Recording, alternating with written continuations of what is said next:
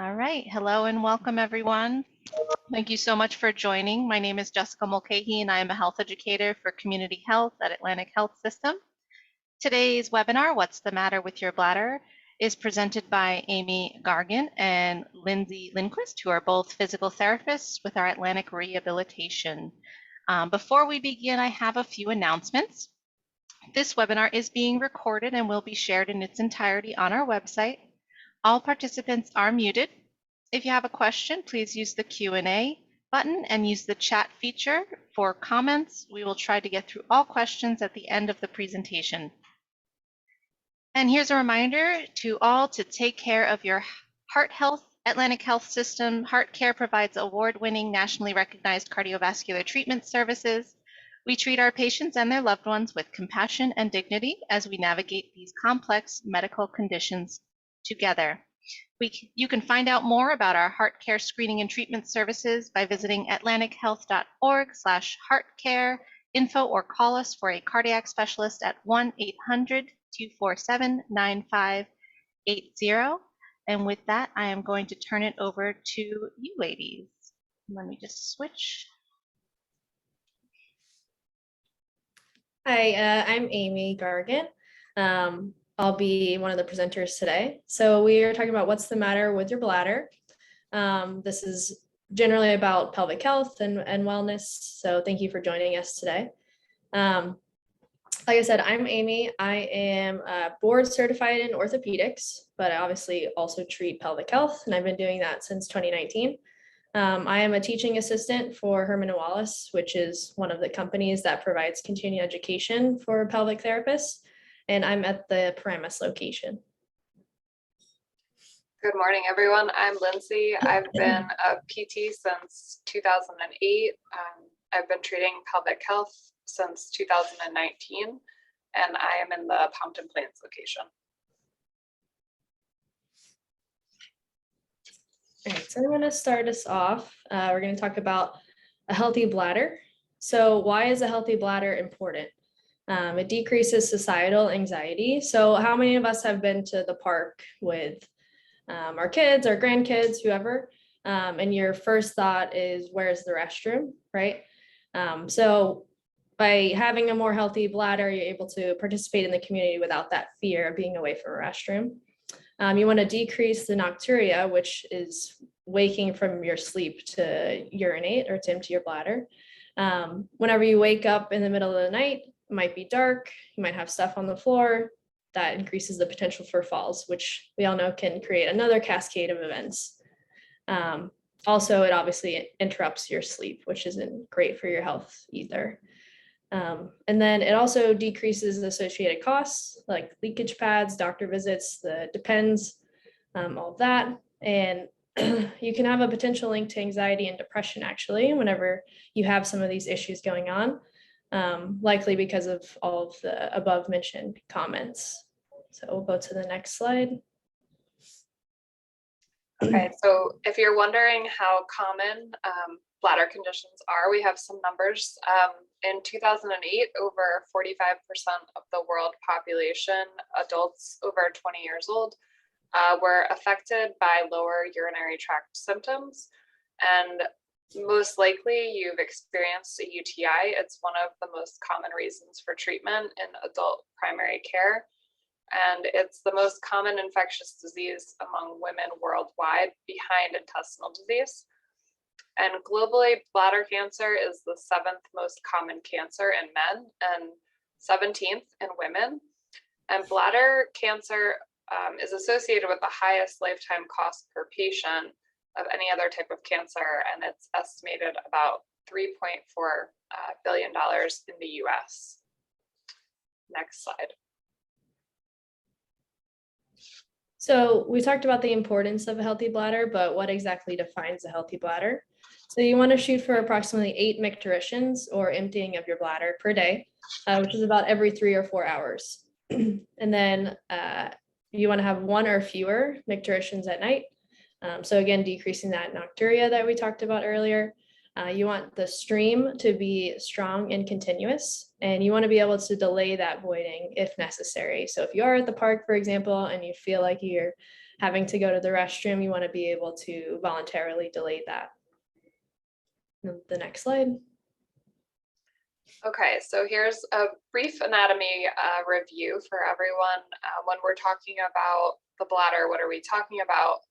So we have the kidneys first, which work to remove the body's waste. So they filter the urine. Then the urine travels from the kidneys by the ureters. So those are just small tubes that connect the kidneys to the bladder. So then the bladder is the storage tank for the urine, and normal bladder capacity is 300 to 400 mLs in adulthood. The urine is emptied via the urethra, which requires your pelvic floor to relax by the detrusor muscle. And then the bladder, neck, external urethral sphincter, pelvic floor muscles are really important to remain continent to prevent leaking of urine. Next slide. So we'll talk a little bit about common bladder irritants. So these are just possible increases in your bladder urgency or frequency. Caffeine is one of them. Carbonation, so all like the sodas, the seltzers, artificial sweeteners, alcohol, and citrus fruits and juices all could potentially irritate the bladder.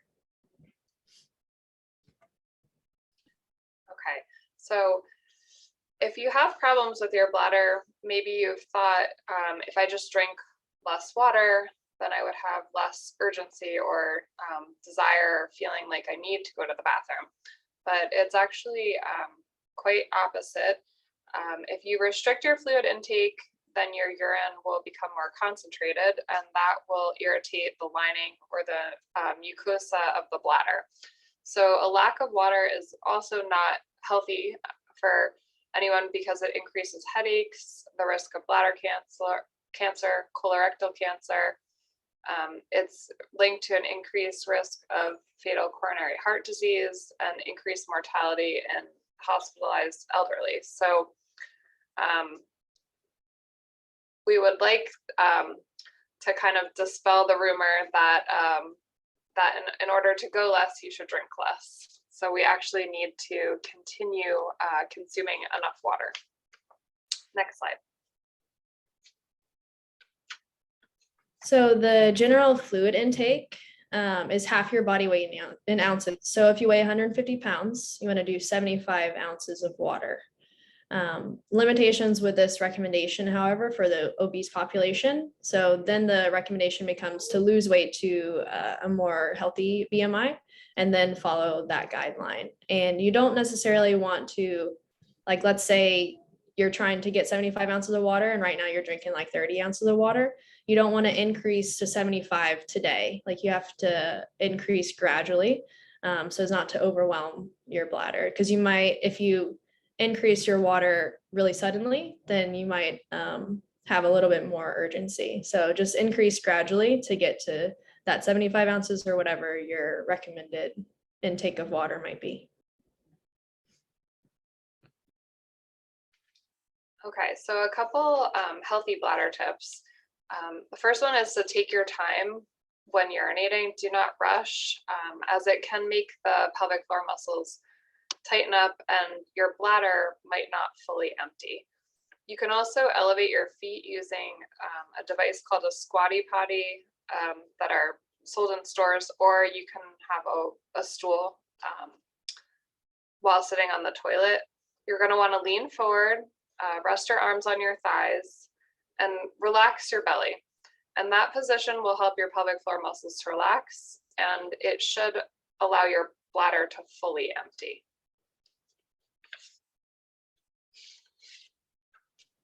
So we'll talk about your bladder don'ts. So you don't want to bear down to urinate or push to urinate because the straining during urination will put excessive pressure on your organs, and you may inadvertently squeeze your pelvic floor or contract your pelvic floor. And as we talked about earlier, in order to urinate, your pelvic floor muscles should be relaxing. So that's the opposite of what we want, right?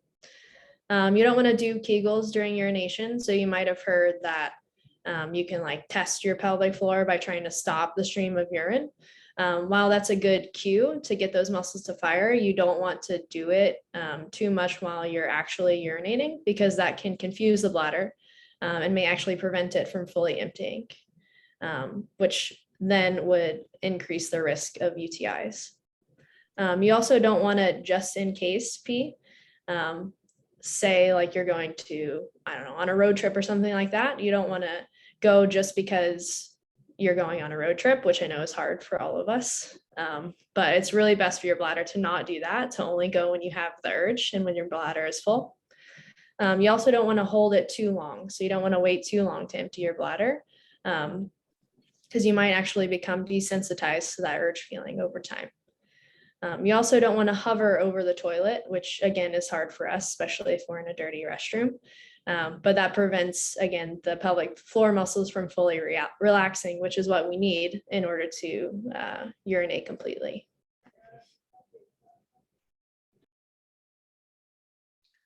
Okay, so the next slide is about breathing, and there is a strong connection between the diaphragm, which is right below the bottom of the ribs, the abdominal muscles, and the pelvic floor muscles. So you might be wondering, do I breathe correctly? So when you inhale, your belly and your ribs should expand. So you can put your hands on your belly and take a deep breath in and see what happens. And then as you exhale, your belly should shrink back down. So as you inhale, the diaphragm contracts and the pelvic floor drops down. And as you exhale, the diaphragm pulls up and the pelvic floor contracts due to an increase in the intra-abdominal pressure. So to help your pelvic floor out, when you lift something, you're going to want to exhale so that your pelvic floor and your diaphragm will work together to help you with that pressure management. Next slide. So you maybe heard this presentation and are thinking that you have some issues or some leakage or anything like that. So we have a slide for you for when to call for pelvic floor physical therapy. So if you experience any of these following symptoms, you can call for an evaluation. So urinary leaking, urgency, frequency, or incontinence, keeping in mind that the general emptying is 8 micturitions a day. So if you feel like you're way over that or way below that, that would be an indication of when to call. You feel like you're unable to completely empty your bladder, like you have some left over, or let's say you empty your bladder and then 30 minutes later you have to go again. You have pelvic pain, burning or irritation, or frequent UTIs. That again can be a reason to call for pelvic. You have painful bowel movements and or constipation, pain during or after intercourse, pain during vaginal exams, and a sensation that your pelvic organs are dropping, or you might even feel a bulge or see a bulge or anything like that.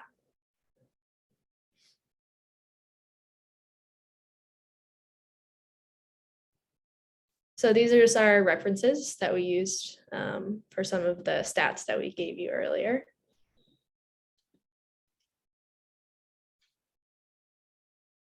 All right, here are our pelvic floor therapy program locations. I'm in Pompton Plains, Amy's in Paramus, but you can see there are other possible locations that could be closer to you. Okay. And again, for those of you who may have joined us after we got started, you are muted. So if you have a question, please type it into the chat. I know we kind of went through the information quickly. So if you missed any of it and you have any questions, please let us know. I do see a question in the chat, and that is, if someone has some of these symptoms, should they see a urologist first? So you can see a urologist first. You don't necessarily have to see a urologist first. It kind of depends on what your symptoms are. But in order to come to pelvic floor physical therapy, at least at Atlantic Rehab, we require a prescription. So that can be that can be from like your primary care or from the urologist or from a urogynecologist, an OB, anything like that. But it just kind of depends on your symptoms. So if you, let's say you got a prescription from your primary care and you came here and we thought it would be best for you to see your urologist, then we could send you at that time. But it's not totally necessary for you to see a urologist first. Okay, excellent. And our next question is, could you please review the breathing mechanics again, because it's quite complex. And they So I can take this one. The breathing is complex, and actually, if you come to pelvic floor PT, we do a lot of breathing work. It doesn't always come natural to our patients. A lot of us like if we're lifting something heavy, we're gonna more or less bear down, which is the opposite motion for the pelvic floor than the exhalation. So just quickly, what you want to do is if you're lifting something, you want to like breathe out, exhale, almost like you're blowing through a straw, and that will you'll subconsciously do the correct thing with your pelvic floor if you're breathing out while you're lifting. So that's probably the easiest way to describe it.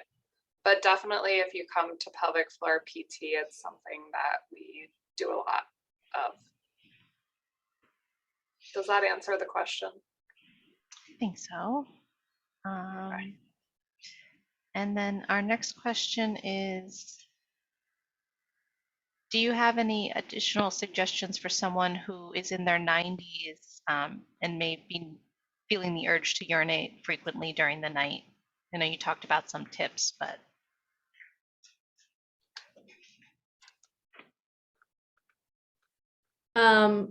It's hard to give like a general recommendation. So again, if you were able to come in, we could evaluate you and assess exactly what your needs are. There's general recommendations like the water, for example. If you're not drinking enough water, that will eventually help with your, I'm sorry, it was for urgency. Is that what? Many times during the night. I don't know. Many times during the night, yeah.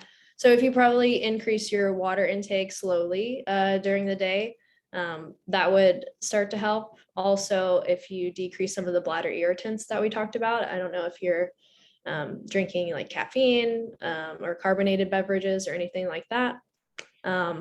Also, probably taking down some of the fluids like towards the end of the day or towards the evening, like right before bedtime, for example. So that would be the best I could do generally speaking, but if there's like something specific, then we could do like a more thorough assessment. There was also a question in the chat. I don't know if you saw that about the other therapies besides PT. Right, yeah. I don't know if Lindsay, you had something else you wanted to add, but there was recently a study that showed that acupuncture in conjunction with pelvic floor PT showed the best results for like pelvic pain and other kind of like pain symptoms. So. Oh, interesting. Another question that we got is, would Kegel exercises help with urgency? So for some patients that we evaluate, their problem is a lack of strength. So Kegel exercises are sometimes used in pelvic floor therapy, but it's hard to say without an evaluation if they would help or not. Sometimes urgency can be due to really tight muscles, and without an evaluation, I wouldn't be able to say. Yeah. I can add something as well. So as Lindsay said, yes, it could help, but we also want to make sure you're performing the exercise correctly in order for it to be helpful. Because if you think that you're doing Kegels correctly, but you're actually not, then you can see how that wouldn't be helpful with urgency or any other pelvic floor symptoms. Excellent. And it sounds like it's going to be very unique. Your care and what you may need is going to be unique to you, and being able to see us at one of our locations kind of will help with some of these targeted questions that you may have. I do have a question that came in through the Q&A about how many ounces is 400 milliliters equal to. I don't know if you can convert this off the top of your head. I can certainly put it into a calculator. I just did the math, not in my head. I'll be honest. It is 13.526 US fluid ounces. Okay. Excellent.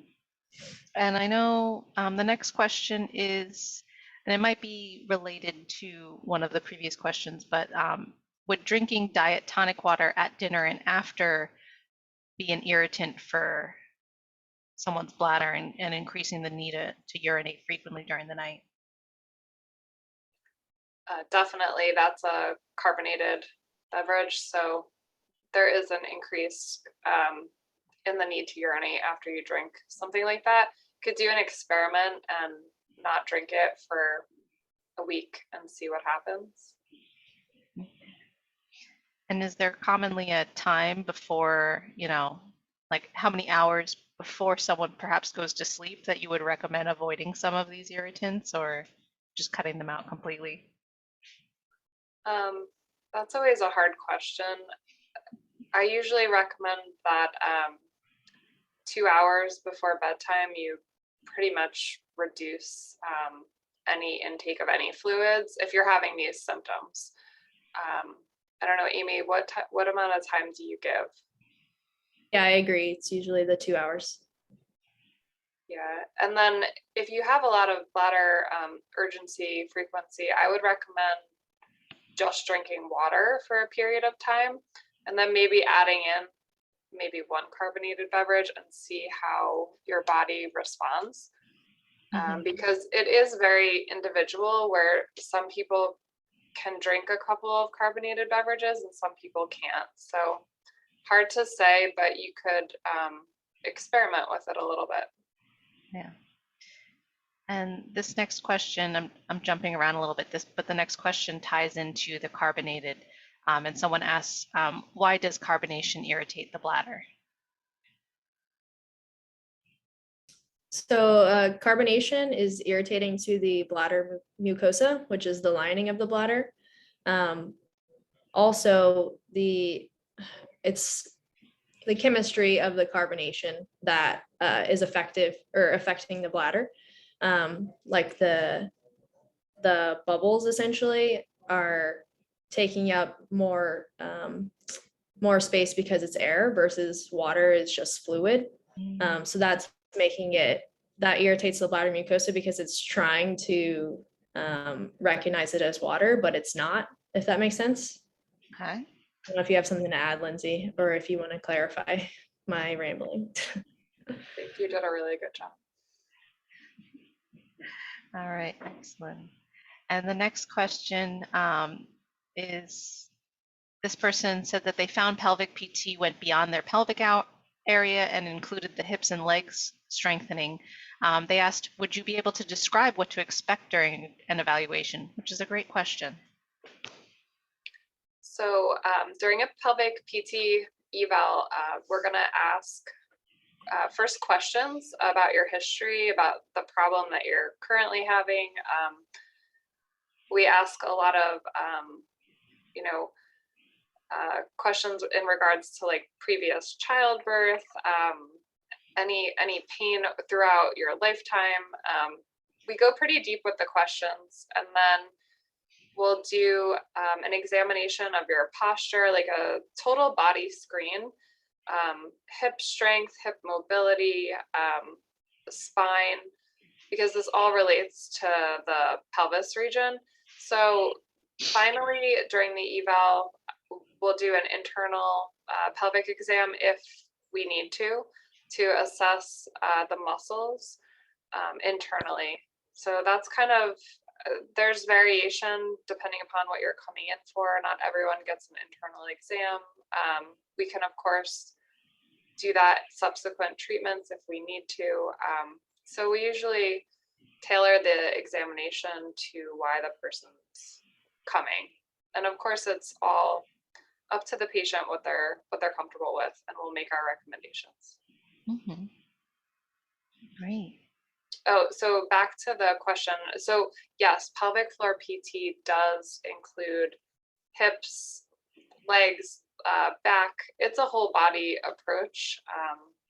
So come prepared with your athletic clothes on.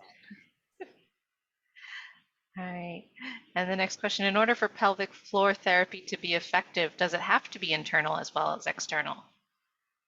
I think you kind of touched upon this. Yeah, so Lindsay touched upon it.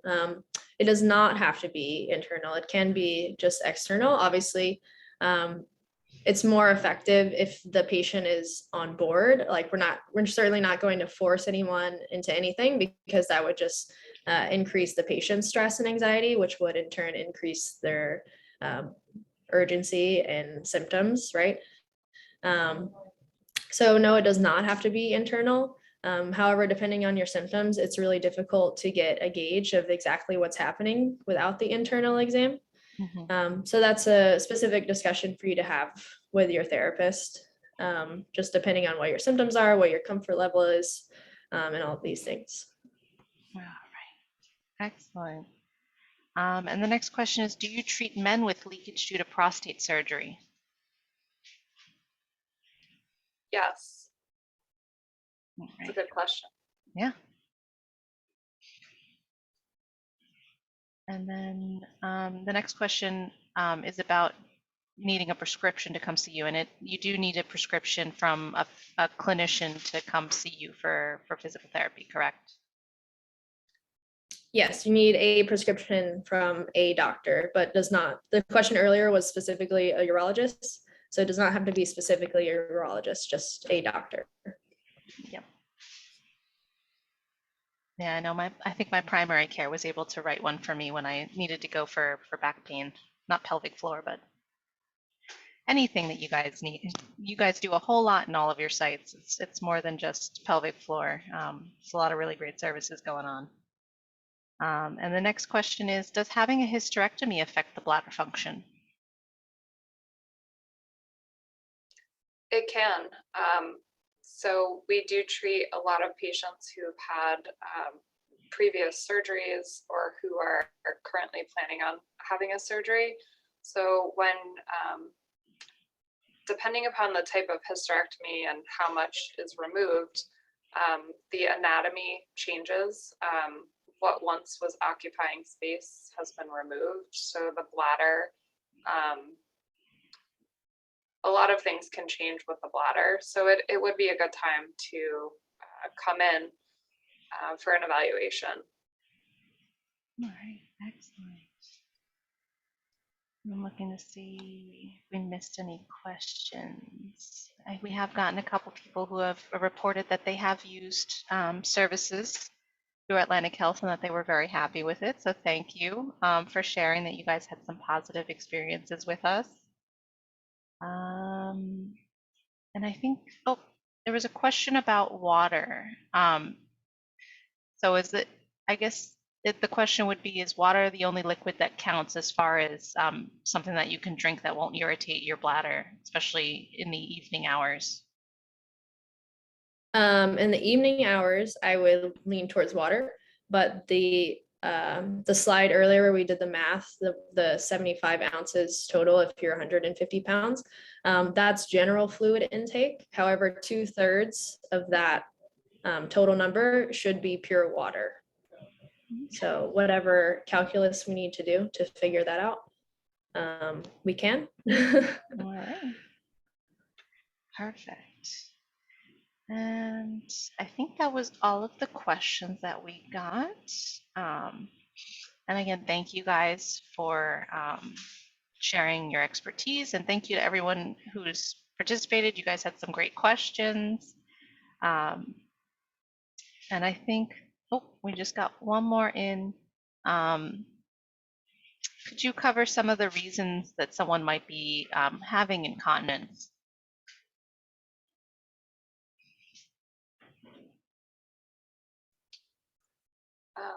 Sorry, what was the question again? Do we cover some of Oh, the? they asked if you could cover some of the reasons why someone might be having incontinence and urgency to urinate.